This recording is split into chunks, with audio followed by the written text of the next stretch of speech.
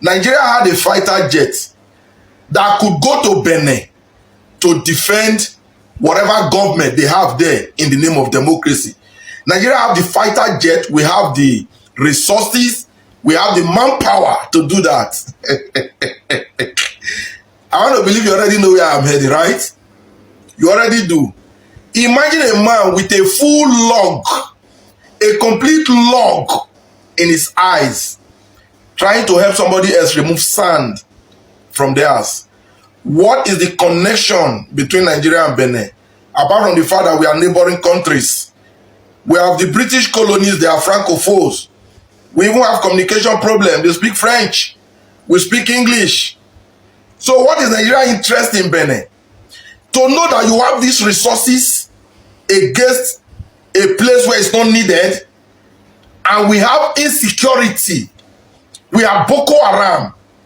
We have all manner of names, call it whatever, terrorizing the country. And we have a government that has turned dumb and deaf, like they are not aware. It seems we don't have the manpower, we don't have the resources. So you have a fighter jet that can be precise in their airstrike. I think something we must learn from here. In as much as I know that insecurity in Nigeria is not what the government could not crush. The day you stop thinking that direction, the day you start understanding that they're the better for you and I. If you think Nigeria government cannot stop insecurity, then you are deceiving yourself. They can, but they won't, because they are involved in the multi-billion-dollar business. It's that simple. I think it's recently I saw the news that they listed names of terrorist financiers. And what is happening thereafter? Who were the people?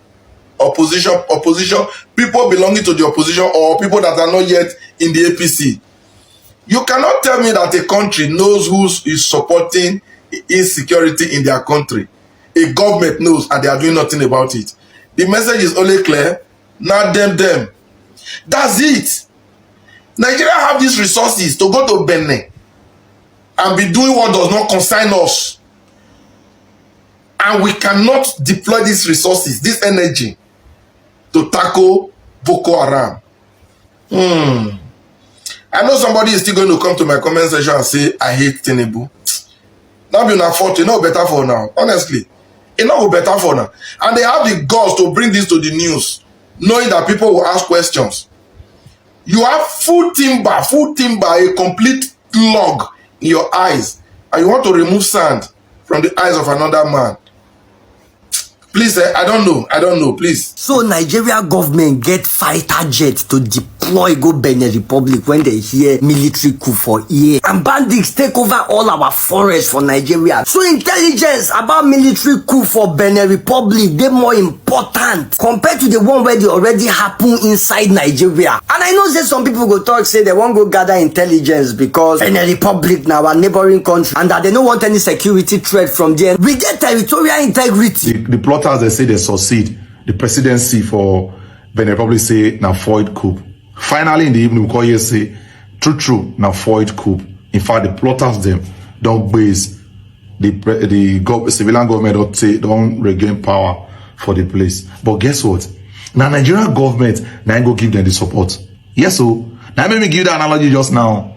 So what happened when the coup they go on, when those people seize the broadcasting station, when they come make that broadcast, the Minister of Foreign Affairs for Benin Republic called through to President Bola Ahmed Tinubu, our president for Nigeria here, say Baba we dey under pressure that they want to take over our government for our hand. And once Tinubu say, Coup what up 1 year for this West Africa again. Now so now Bola Ahmed Tinubu run go do big brothers work with no brag go do now as a caller now. Now I call deploy because he's the commander in chief of armed forces. Now I deploy the Nigerian military. Made they go Benin Republic. Go arrest the situation. Before we know our Air Force don't see, they don't carry airstrike, they go. They don't land for Benin Republic. Our Nigerian army don't use land. And based on food soya now, they are the best in Africa. They don't follow us the dragon. They don't pass through land. Air on don't go. Air Force they air. Soldier they land. the plotters of the coup when they flee. Now so now in Nigeria Air Force they finish them. They buy most of them, arrest some of them, while some escape. In fact, they say that they strike with precision. Not be say you got a miss, bang, bang, bang, and so they take poof them. People before they know, the Nigerian government don't help Benin Republic government to regain power. Normalcy just return to the country in less than how many hours. People call the wonders. So Nigeria get this kind of power. Nigeria they allow bandits, Boko Haram and the rest, they do us like this for this country. For those of us who don't know, the Boko Haram or whatever thing they have for this Nigeria, so now political something. When they just say they want to take themselves till they play. If the Nigerian government won't finish Boko Haram, it don't take them any time. They go wipe Boko Haram, I swap, all of them go finish all of them, but they don't want to do one because they can't say they do politics.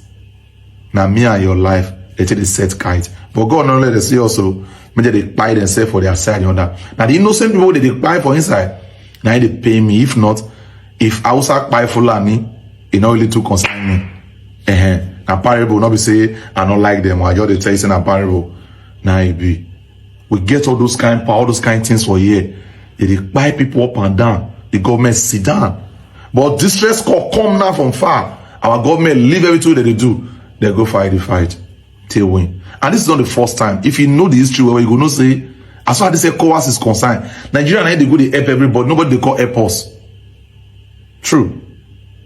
As I said in this, as I know say the coup yesterday, true. It was a foiled coup. And waiting make and feel apple like that because of the help when Nigerian government go give them. Very sad. But I sorry with that. Comment your thoughts and let me share. Welcome back to the channel. So a lot of people are angry and confused after hearing that the President Tinubu sent fighter jets to Benin Republic because of the recent military coup in that place. And a lot of people feels like the action is strange, unnecessary, and even insulting. And that's why we are all asking a question. How can someone who is a president and cannot even secure his own country, we are all aware of the insurgents, the whole thing that is happening in Nigeria recently, that even Donald Trump had to intervene. Then this same person suddenly find the strength and resources to send fighter jets to another place, another country. And this thing is just making us to say that our presidents and our leaders are not really taking us serious. Because Nigeria is fighting Boko Haram, bandits, unknown gunmen, kidnappers, and different terrorist groups. A lot of Nigerians have died over a few months now. And a lot of communities have been destroyed. We all, from reports now, a lot of villages in the northeast, northwest, and even middle belt, they are living in fear. And instead of this man to fix these problems at home, he chooses to focus on a crisis in another country. How is that even his business? Is he ECOWAS? What's his business that he's sending a fighter jet to that country? And this is just a distraction for me, because I feel that President Tinubu wants to appear strong on international matters while he's busy ignoring the insecurity that has turned Nigeria into one of the most unsafe places in West Africa. Yes. So people feel that if the government has shown the same speed and seriousness inside Nigeria, Boko Haram would have been defeated a long time ago.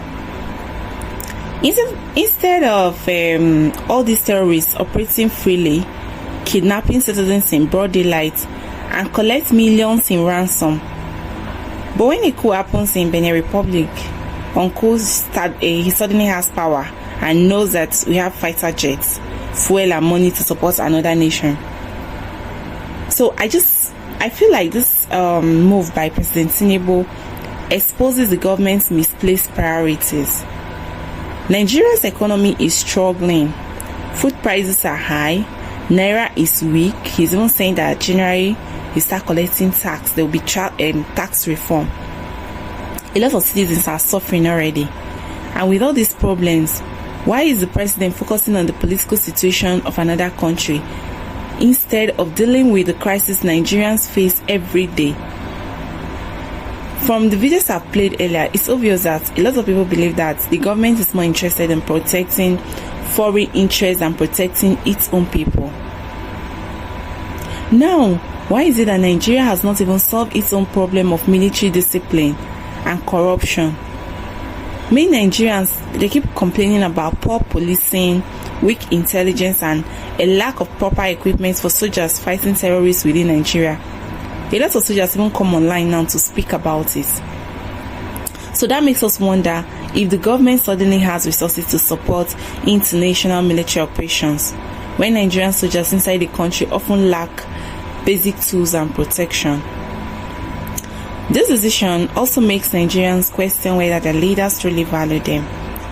Now, when bandits attack communities, government officials respond slowly. When terrorists strike, the government gives excuses. But when a foreign problem appears, the government reacts immediately with force. And this makes a lot of people to feel abandoned, forgotten, and even unprotected. On the other hand, I feel like a lot of people see this as hypocrisy. Because Nigeria, the government that usually say that Nigeria is not at war, is now showing military strength outside its own borders. So why use fighter jets abroad when terrorists are still killing Nigerians at home? Why show power for international politics but show weakness when it comes to protecting your own people? So that's the question we are all asking. Well, let me know what you think in the comment section. I'll be right there. But before then, if today is the first time joining my channel, please don't forget to like, share, and subscribe.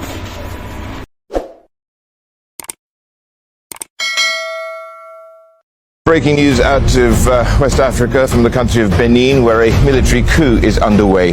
Soldiers have appeared on national television saying that they have overthrown President Patrice Talon, seizing power of the country. We're also getting reports of gunfire near Talon's residence that's located in Benin's largest city of Cotonou. Now, the West African country is sandwiched between Togo and Nigeria. There had been an attempted coup in Benin today, the 7th of December 2025. Was it successful or was it unsuccessful? I couldn't tell you that. But please be careful what you believe on social media. There are so many fake news out there, so many misleading information with people trying to gain your attention and your follow by feeding you wrong details. Be very careful what you believe, okay? But what do we know so far so good in regards to this coup that took place today? A group of soldiers made a live broadcast on TV in Benin that they had overthrown the president, Patrice Talon. The citizens also stated they heard heavy gunfight, gun battle, gun firing, or whatever you want to call it, on the street and near the presidential palace. A lot of journalists and foreign diplomats were taken hostages. I couldn't confirm that to you, okay? No official confirmation of these things. It's just the words of mouth. Today's attempted coup came just a week after Guinea-Bissau president was overthrown. Just over a week. And in the recent years, we've seen so many military coups took place in West Africa. For example, in Burkina Faso, Guinea, Mali, Niger, and so on and so forth, because of the ongoing security concerns in West Africa. The military are beginning to take over. This coup that happened today in Benin, or the attempted coup, was led by a guy called Lieutenant Colonel Pascal Tegiri, if I call the name right. He justified the actions by criticizing the government, that the government had let the country down. The government had become so close to Western allies, and the citizens of the country are struggling, they are suffering. But yet the government had turned a blind eye to the people that put them in power. So the military wants to take over. They want to take charge so that they can run things properly. This was according to Lieutenant Colonel Pascal, the guy who led the so-called coup that took place today. Apparently, there is a massive division between the soldiers. No unity in the process of this coup that took place today. It looked like more than one person is trying to fight for the presidential seat. There are two sets of armies that were involved in this, and it looked like their leaders are both fighting to be the one to take the seat after the coup is completed. And this had led to a massive division. Perhaps that's the reason why the coup was not successful. Now, I'm not saying it wasn't successful, but so far so good.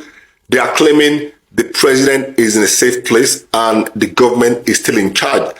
They said that during the time of Guinea-Bissau, right? But at the end of the day, we found out that coup was successful. But right now, I couldn't tell you anything other than what I just told you.